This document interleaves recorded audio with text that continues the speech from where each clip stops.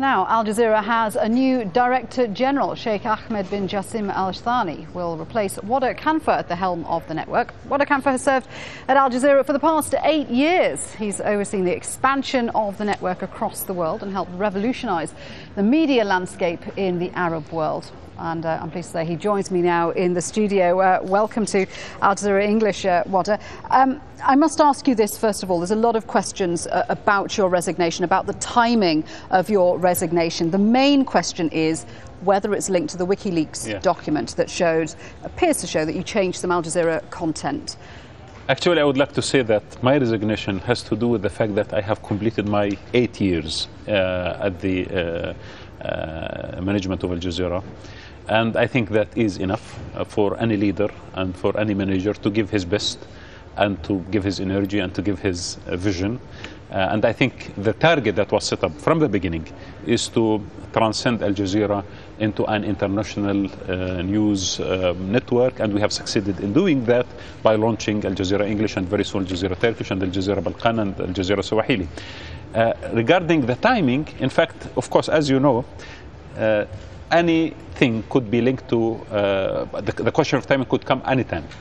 However, the specific speculation about the issue of WikiLeaks, my name in WikiLeaks was mentioned more than 400 times. And for those who would like to know how the American administration or the American embassy was looking at my role in Al Jazeera, they can review all these documents. However, one document in particular was picked up by certain people, and then it was speaking about some kind of pressure from the Americans to delete specifically certain removing images from coverage, Al Jazeera coverage of Iraq, the Iraq war. The principle that we have been operating on and we are still operating on is the following. Our offices are open for all officials in the world. We have been contacted during the last 8 years, not only by the Americans, the Russians, the Chinese, the Arabs, the Western countries, by African countries, whoever. Then they will complain about a certain issue. We have a quality assurance department that looks at any complaint. If that complaint is professionally sound, we will deal with it. And sometimes, yes, sometimes we did make some mistakes and we dealt with it as it. Most of the pressure was political. And when it is political, we do not respond to it.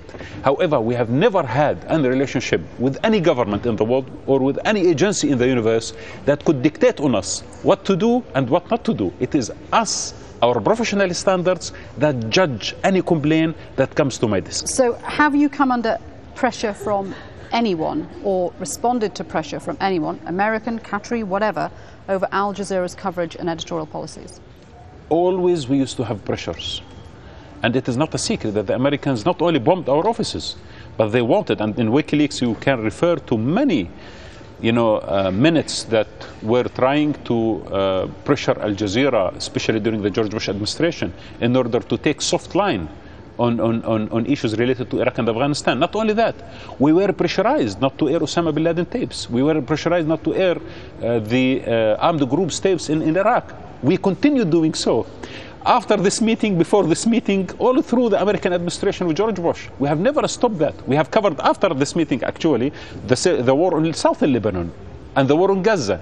And we covered the presence of the Americans in Iraq and Afghanistan as we used to do since we started and we established this network. Nothing changed.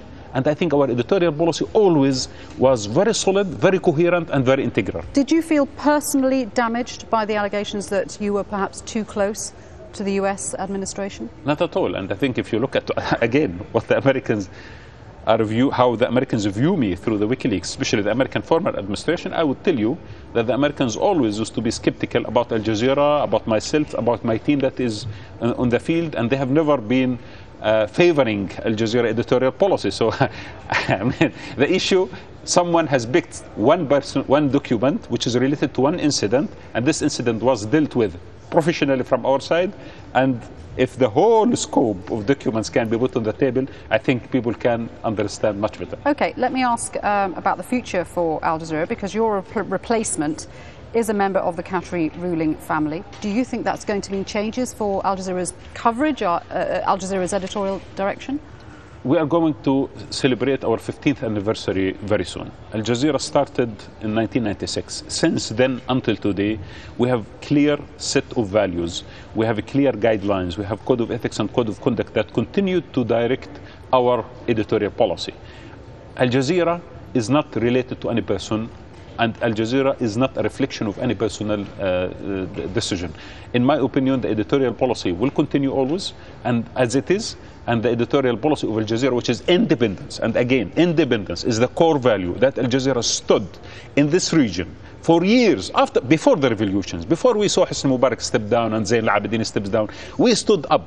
Our people went to jail, and our bureaus were bombed by the Americans, and our journalists were detained by Arab authoritarian regimes. We never altered our editorial policy, and that is the greatest asset. If Al Jazeera thinks that it could change its editorial policy, then our audience, which is very clever and politicized, will turn away from it. This is why Al Jazeera cannot do it, regardless of who is going to do. And I actually wish my successor, who in my opinion is a great manager and a great director, is going to continue, and I think he is going to take into consideration this great legacy and the audience. The audience are the security for our integrity and for our independence. Very, very quickly, where now for Wada Kamfa?